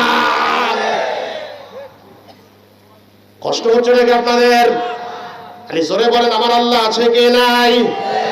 আল্লাহর প্রতি ঈমান আনার পরে মুখে স্বীকার, অন্তরে বিশ্বাস, আর আল্লাহর আইন ও কানুন মানতে হবে। কারণ আল্লাহ বলেন, ইয়া আইয়ুহান নাসু উবুদু রাব্বাকুমুল্লাযী খালাকাকুম ওয়াল্লাযীনা মিন ক্বাবলিকুম লাআল্লাকুম তাত্তাকুন। দাসত্ব করো, গোলামি করো, রবের যে রব তোমাদের সৃষ্টি করেছে। আজকে আমরা আল্লাহর গোলামি করি না, আল্লাহর আইন মানি না, আল্লাহর দরবারে সেজদা দেই না, আমরা আল্লাহকে ডাকি না, আজকে আল্লাহর আইন মানি না। আজকে আমরা লেনিনের মতবাদ মানি, কার্ল মার্কসেরটা মানি, ডারউইনেরটা মানি, মাও সেতুংয়েরটা মানি, আব্রাহাম লিঙ্কনেরটা মানি। আমার নেতা নেত্রীর কথা আমরা মানি, আল্লাহর কথা মানি না, আল্লাহর দরবারে সেজদা দেই না। আল্লাহ ডাক দিয়ে বলেন, কোন সাহসে আমার সাথে নাফরমানি করো? মা গররাকা বিরাব্বিকাল কারীম। কোন জিনিস তোমাকে ধোকায় ফেললো যে আমার আইন তুমি মানতে চাও না। আমার আইন যদি মানতে না চাও, আমার নামাজ যদি তোমার ভালো না লাগে, আমার রোজা যদি ভালো না লাগে, আমার বিধান বিধিবিধান নবীর তরিকা যদি তোমার ভালো না লাগে, ইসলাম যদি ভালো না লাগে, বিসমিল্লাহ যদি ভালো না লাগে, আল্লাহ বলে আমার রাজ্য থেকে সরিয়ে যাও। আল্লাহর রাজ্য থেকে কেউ কি যেতে পারবে নাকি? আল্লাহ বলেন ইয়া মাশারাল জিন্নি ওয়াল ইনসি ইন ইসতাতাতুম আন তানফুযু মিন আকতারিস সামাওয়াতি ওয়াল আরদ ফানফুযু লা তানফুযুনা ইল্লা বিসুলতান। আমার রাজ্য থেকে পালিয়ে যাও। আল্লাহ তারপরে বলে কোথায় যাবে? আসমানের উপরে যাবে, সেখানেও আমি আল্লাহ। জমিনের নিচেও যাবে, সেখানেও আমি আল্লাহ। পাহাড়ের ভিতরে যাবে, সেখানেও আমি আল্লাহ। জঙ্গলের ভিতরে যাবে, সেখানে আমি আল্লাহ। পানির নিচেই যাবে, সেখানে আমি আল্লাহ। আমি আল্লাহর থুয়ে কেউ কোথায় যেতে পারবা না। আমি আল্লাহ সব জায়গায় আছি। আওয়াজ দিয়ে বলেন আল্লাহু আকবার। আমরা আল্লাহকে মানি না। এই যে গতকাল গেল আমাদের বাংলাদেশ স্বাধীন হয়েছিল, বাংলাদেশ বিজয় হয়েছিল, বিজয় দিবস গতকাল 16 ডিসেম্বর চলে গেল। 16 ডিসেম্বর এই বিজয় দিবসে কত আনন্দ, কত উল্লাস, কত গান, কত বাদ্য, কত বাজনা, কত ইয়ার্কি, কত ঠাট্টারি, কত মস্কারি। আমরা দেখলাম 16 ডিসেম্বর যুবক যুবতী সব রাস্তাঘাটে একাকার হয়ে গেল, পর্দার কোনো বালাই নাই, গান বাজনায় মত্ত হয়ে গেল। আমরা গর্বিত, আমাদের দেশ স্বাধীন হয়েছে। বীর মুক্তিযোদ্ধাদের জন্য আমরা দোয়া করি এবং যারা স্বাধীন করতে যে শহীদ হয়েছে তাদের জন্য দোয়া করি। আল্লাহ বাংলাদেশের জন্য যারা রক্ত দিয়েছে, মারা গিয়েছে, আল্লাহ তুমি তাদের কবর আযাব মাফ করে দাও। আমরা দোয়া করি তাদের জন্য সূরা ফাতিহা পড়ে দোয়া করার দরকার ছিল। তাদের জন্য সূরা ইখলাস, ইস্তেগফার, দুরূদ শরীফ পড়ে দোয়া করার দরকার ছিল। তাদের জন্য এতিমখানায় দান খয়রাত করার দরকার ছিল। তাদের জন্য বৃক্ষরোপণ করার দরকার ছিল। তাদের জন্য মাদ্রাসা তৈরি করে দেওয়ার উচিত ছিল। তাদের জন্য এইভাবে করে নামাজ পড়ে পড়ে দোয়া করার দরকার ছিল। তা না করে আজ আমরা গান বাজনা করে আমরা তাদের জন্য আরো কষ্ট দিচ্ছি। তাদের সওয়াব লিসানের পরিবর্তে তাদের কবরে আরো আযাব যাচ্ছে। আওয়াজ দিয়ে বলেন ঠিক কিনা? তবে আমি খুব ভালো লাগলো আমার আজকে আপনারা লক্ষ্য করে দেখেছেন গতকালকে আমাদের বিশেষ করে ফেনী জেলার একটি মাদ্রাসা, সেই মাদ্রাসায় ছাত্ররা তারা তাদের গায়ে জুব্বা পরেছে, মাথায় টুপি দিয়েছে, কি সুন্দর পোশাক পরেছে, সাদা পোশাকের উপরে বাংলাদেশের পতাকা তারা গায়ের উপর জড়িয়েছে। ছাত্ররা ওই পতাকা জড়িয়ে তারা বিজয় দিবস পালন করছে, তারা কোরআন তেলাওয়াত করছে, আল্লাহর দরবারে দোয়া করছে এবং পাঞ্জাবিওয়ালা, টুপিওয়ালা, দাড়িওয়ালা এই মাদ্রাসা পড়ুয়া ছেলেরা ওই পাঞ্জাবি গায়ে দিয়ে গায়ের উপরে বাংলাদেশের পতাকা জড়িয়ে তারা র্যালি পর্যন্ত করেছে, দোয়া করেছে। আমি মনে করি বাংলাদেশের প্রতিটি অঞ্চল থেকে, প্রতিটি সেক্টর থেকে এরকম যদি ওই শহীদদের জন্য দোয়া করা হতো তাহলে তাদের আত্মা শান্তি পেত। তা না করে গান বাজনা করে, অশ্লীলতা করে, বেহায়াপনা করে, নগ্নতা ছড়িয়ে দিয়ে, বেহায়াপনা, বেদাত, শিরক ছড়িয়ে দিয়ে আজকে ওই শহীদদের আত্মার মাগফিরাত কামনা হচ্ছে না, বরং শহীদদের আত্মা কষ্ট পাচ্ছে। এটা ইসলাম অনুমোদন করে না। আওয়াজ দিয়ে বলেন ঠিক কিনা? আমি আবার মুসলিম বলেও দাবি করছি। আমি অশ্লীলতার মধ্যে আছি, নগ্নতার মধ্যে আছি, বেহায়াপনার মধ্যে আছি, গান বাজনার মধ্যে নিমজ্জিত। আল্লাহ আমাদেরকে হেফাজত করুক। সবাই বলুন আমিন। আরো জোরে বলুন আমিন। প্রিয় ভাইরা আমার, মাদ্রাসার ছেলেদেরকে, আলেমদেরকে বলে কই, এরা তো দেশের জন্য কিছু করে না, এরা তো রাষ্ট্রের জন্য কিছু করে না, এরা বিজয় দিবসেও তো একটু দোয়াও করে না। আমি মনে করি মাদ্রাসার ছেলেরা অবশ্যই এই দেশের জন্য তারা অনেক কিছু করেছে এবং মাদ্রাসার ছেলেরা ইতিমধ্যে তারা তাদের বুকের সঙ্গে বাংলার পতাকা জড়িয়ে শহীদদের জন্য দোয়া করেছে। আমরা মনে করি মাদ্রাসার ছেলেদের জন্য বহির্বিশ্বে বাংলাদেশের ভাবমূর্তি উজ্জ্বল হয়েছে। বাংলাদেশের ছেলেরা অন্তত 90-93টা দেশের সঙ্গে কোরআন প্রতিযোগিতা করে বাংলার যুবক ছেলেরা, হাফেজ ছেলেরা, তারা প্রতিযোগিতা অংশ নিয়ে প্রথম স্থান অধিকার করে বাংলাদেশের ভাবমূর্তি উজ্জ্বল করেছে। আজকে দুঃখজনক সত্য, একটি ফুটবল খেলা প্লেয়ার, একটি ক্রিকেট খেলার প্লেয়ার যখন চ্যাম্পিয়ন হয়, 1000 উপঢৌকন তাকে দেওয়া হয়, মিডিয়ায় প্রচার করা হয়, কিন্তু আজকে মাদ্রাসার ছেলেরা যখন কোরআন তেলাওয়াত করে বিশ্ব চ্যাম্পিয়ন হয়, তাদের জন্য বেশি উপঢৌকন দেওয়া হয় না, তাদের বিমানবন্দরে লাল গালিচা বিছানো হয় না, তাদের প্রচার করা হয় না। আসলে নামে আমরা মুসলমান, কাম হচ্ছে সব উল্টা পাল্টা। আওয়াজ দিয়ে বলেন ঠিক কিনা? জোরে বলেন আমরা আইন মানবো কার? জোরে বলেন আমরা গোলামি করবো কার? আল্লাহ ছাড়া কারো গোলামি করা যাবে না, আল্লাহ ছাড়া কারো আইন মানা যাবে না। আল্লাহ রব্বুল আলামিনের হুকুম মানতে হবে, রাসূল পাক সাল্লাল্লাহু আলাইহি ওয়াসাল্লামের আদর্শ মতো আমাদের জীবন চালাতে হবে।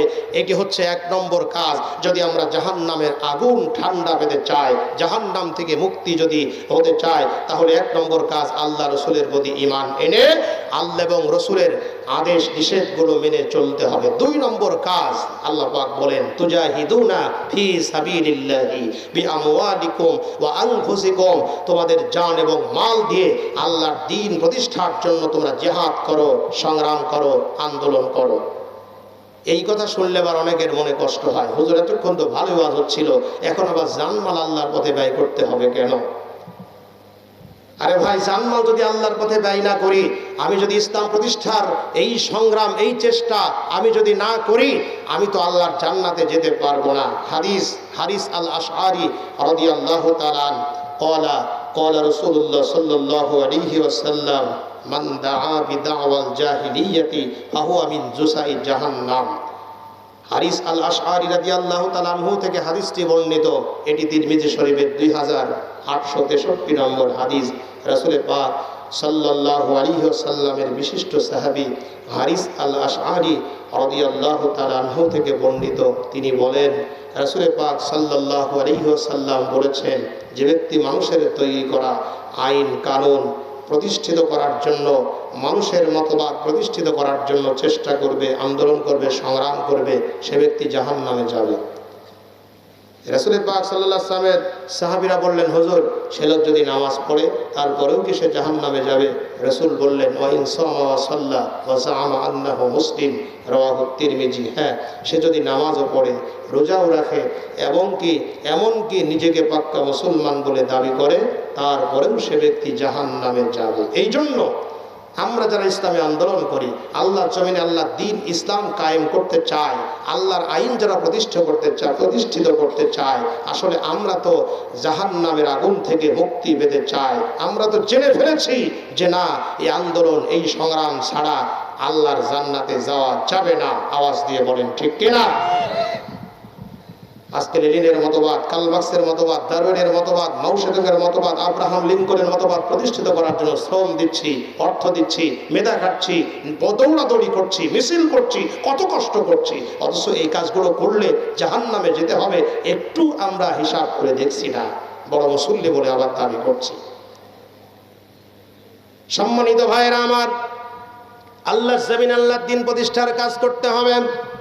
এই ব্যাপারে কোরআনে কারিমে অসংখ্য আয়াত রয়েছে। আল্লাহ পাক সূরা বাকারা 216 নম্বর আয়াতে বলছেন, কুতিবা আলাইকুমুল কিতাবু ওয়া হুয়া কুরহুল লাকুম ওয়া আসা আন তাকরাহু শাইআন ওয়া হুয়া খায়রুল লাকুম।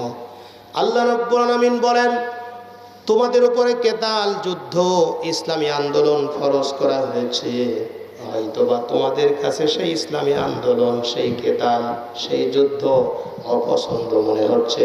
তোমাদের কাছে যতই ওই কেতাল, ওই যুদ্ধ, ওই ইসলামী আন্দোলন তোমাদের কাছে যতই অপছন্দ মনে হোক, ওই ইসলামী আন্দোলন করার ভিতরেই তোমাদের জীবনের কল্যাণ নিহিত রয়েছে। আওয়াজ দিয়ে বলুন সুবহানাল্লাহ।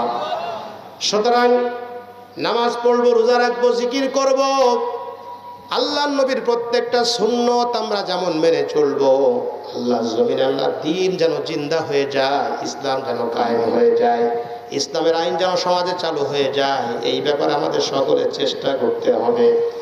আল্লাহ রাব্বুল আলামিন কোরআনে কারীমের অন্য জায়গায় বলেছেন, আল্লাযীনা আমানু ইউকাতিলুনা ফি সাবিলিল্লাহ ওয়াল্লাযীনা কাফারু ইউকাতিলুনা ফি সাবিলিত তাগুত। যারা ঈমানদার তারা সংগ্রাম করে, আন্দোলন করে আল্লাহর পথে, আর যারা কাফের তারা সংগ্রাম করে শয়তানের পক্ষে।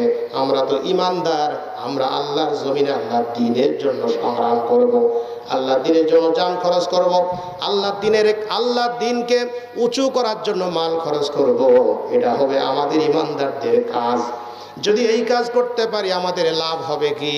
সূরা তাওবার 20 নম্বর আয়াতে আল্লাহ বলে, তোমাদের লাভটা কি হবে শোনো। আল্লাযীনা আমানু ওয়া হাজারু ওয়া জাহাদু ফি সাবিলিল্লাহি বিআমওয়ালিহিম ওয়া আনফুসিহিম আ'যামু দারাজাতান ইনদাল্লাহ যারা ঈমান আনবে, হিজরত করবে, আন্দোলন করবে, সংগ্রাম করবে আল্লাহর রাস্তায়, তাদের জান এবং মাল দিয়ে তাদের সম্মান সব থেকে বেশি, এবং তারাই হবে সফলকাম। দুনিয়ার মানুষ আমাদেরকে মৌলবাদ বলতে পারে, আপনাদেরকে উগ্রবাদ বলতে পারে, আপনাদেরকে জঙ্গিবাদ বলতে পারে, আপনাদেরকে সাম্প্রদায়িক বলতে পারে, কিন্তু আল্লাহ বলছে তোমরাই দামি, যেহেতু তোমরা আমার রাস্তায় ইকামতে দ্বীনের কাজ করো, ইসলাম প্রতিষ্ঠার কাজ করো, জানমাল খরচ করো, এজন্য তোমরা সব থেকে দামি। আমার ভাইরা, এমনকি এই কাজ যারা করে আল্লাহ রাব্বুল আলামিন তাদের জীবনের গুনাহগুলো মাফ করে দেয়। এই ব্যাপারে বুখারী শরীফের একটা হাদিস রয়েছে, আল্লাহর নবী সাল্লাল্লাহু আলাইহি ওয়াসাল্লাম মক্কা বিজয়ের জন্য সিদ্ধান্ত নিলেন। একটা প্রথমে পরামর্শ করলেন, খাস খাস সাহাবীরা ছিল।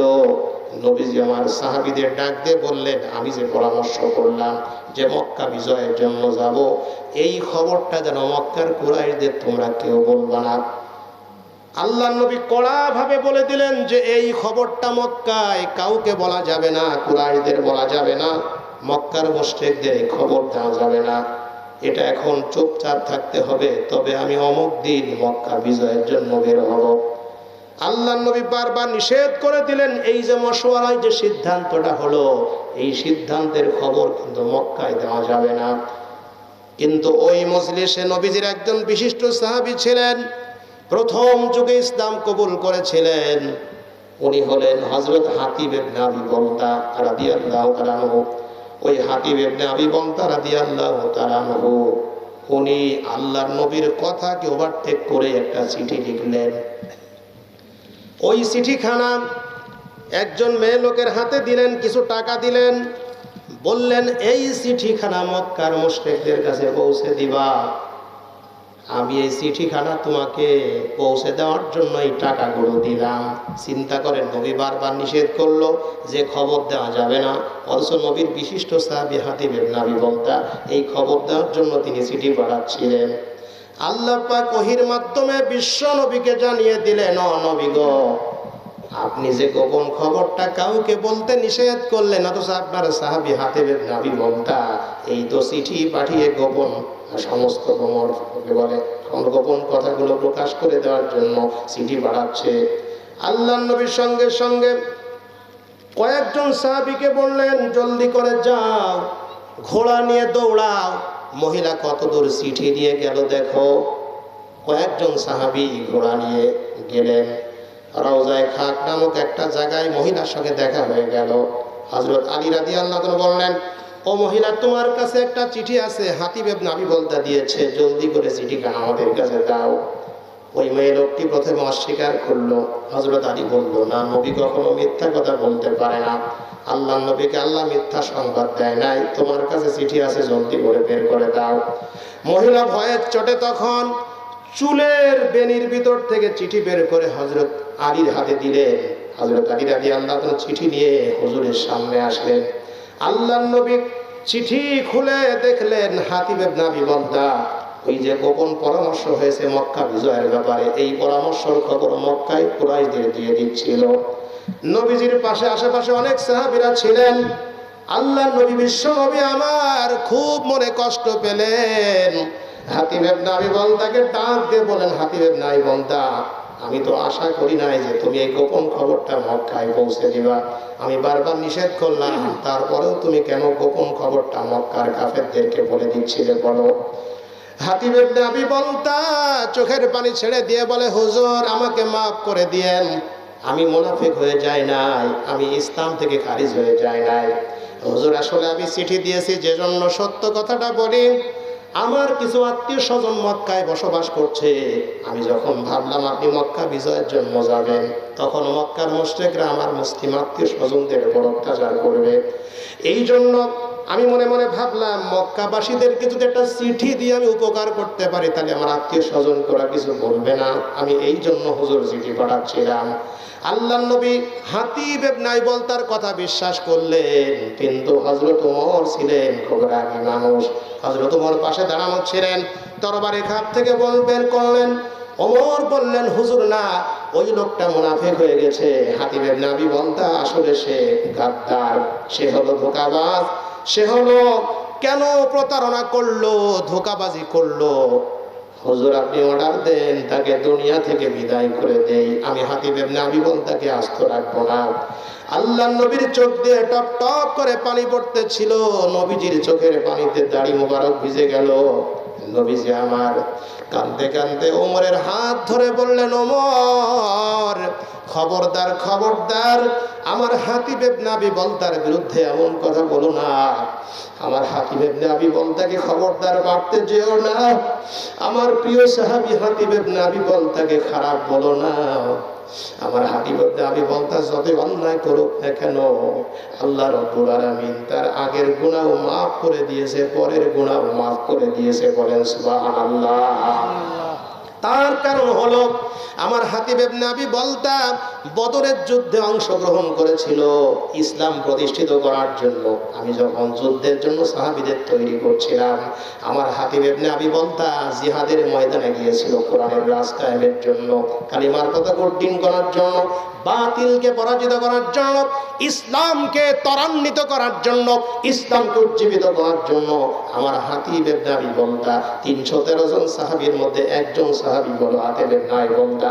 সুতরাং হাতিব ইবনে আবি বলতা আমার কথা যত অবাট্য করো, যতই চিঠি পাঠাক, হাতিব ইবনে আবি বলতা এত দামি সাহাবী, আল্লাহ তার জীবনের সব গুনাহ মাফ করে দিয়েছে। আপনাদের প্রশ্ন হবে, হুজুর বদরের যুদ্ধে অংশগ্রহণ করার কারণে আল্লাহ পাক হাতিব ইবনে আবি বলতাকে মাফ করে দিলেন। আজকেও যারা ইসলাম প্রতিষ্ঠার চেষ্টা করবে, কোরআন কায়েমের চেষ্টা করবে, ইকামতে দ্বীনের কাজ করবে, তাদের যে আল্লাহ ক্ষমা করে দেবে, এই দলিলটা আপনি কিভাবে দেবেন? সেই দলিলটা হলো কোরআনুল কারীম সূরাতুস সাফের 11 নম্বর 12 নম্বর আয়াত। আল্লাহ বলছে যদি এই ব্যবসা করতে পারো, আল্লাহর প্রতি ঈমান, রাসূলের প্রতি ঈমান, জানমাল যদি আল্লাহর রাস্তায় খরচ করতে পারো, তাহলে আল্লাহ পাক আমি তোমাদের ঘোষণা করছি ইয়াগফির লাকুম যুনুবাকুম ওয়া ইউদখিলকুম জান্নাতিন তাজরি মিন তাহতিহাল আনহার। আমি আল্লাহর প্রতি ঈমান, আমার নবীর প্রতি ঈমান, জান মাল দিয়ে আমার দ্বীন প্রতিষ্ঠার কাজ যদি করতে পারো, আমি আল্লাহ ওয়াদা করছি তোমাদের গুনাহ খাতা মাফ করে দেব। তাই শুধু হাতিব ইবনে আবি বলতাকে আল্লাহ মাফ করে নাই, বদরের যুদ্ধে অংশগ্রহণ যারা করেছিল আল্লাহ তাদেরকে শুধু মাফ করে নাই, বরং ইসলাম প্রতিষ্ঠিত করার জন্য কিয়ামত পর্যন্ত যারা চেষ্টা করবে, আর যারা চেষ্টা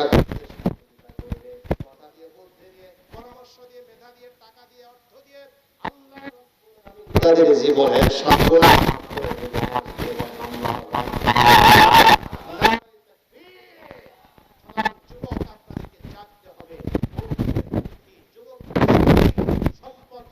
সম্পদ তিনটি যদি এক জায়গায় হয়ে যায়, ইসলামের বিজয় কেউ ঠেকাতে পারবে না ইনশাআল্লাহ। যুবকেরা ইনশাআল্লাহ, যুবকদের জাগতে হবে।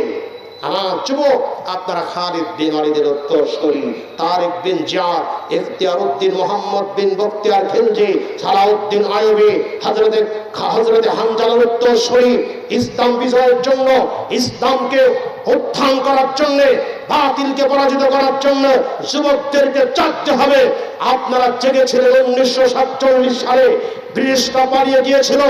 আপনারা জেগেছিলেন 1952 সালে, রাষ্ট্রভাষা বাংলা হয়েছিল। আপনারা জেগেছিলেন 1971 সালে, এদেশ স্বাধীন হয়েছিল। আর একবার যুবকেরা, তরুণ ভাইয়েরা যদি জাগতে পারেন, আল্লাহু আকবারের ধ্বনি তুলতে পারেন, নাস্তিক এবং মুরতাদেরা ওরা বঙ্গোপসাগরে ঝাঁপিয়ে ঝাঁপিয়ে মরবে, ইসলামের বিজয় হবে। আওয়াজ দিয়ে বলেন ঠিক কিনা? নারায়ে তাকবীর, নারায়ে তাকবীর, লিল্লাহি তাকবীর। দিন ইসলামের আলো, দিন ইসলামের আলো, ইসলামের শত্রু, আল্লাহর শত্রু, রাসূলের শত্রুরা। জাগো জাগো জাগো জাগো মুসলমান, হও বাতিলের জন। শুধু 313 জন মুসলিম থাকলেই বিশ্বটা জয় সম্ভব। বেশি মানুষ লাগবে না, ইসলামের বিজয় হবে যদি আমরা অল্প কিছু লোক খাঁটি মুমিন হয়ে আল্লাহ রব্বুল আলামিনকে খুশি করতে পারি। ইসলামের বিজয় হতে মোটেও দেরি হবে না। আওয়াজ দিয়ে বলেন ঠিক কিনা?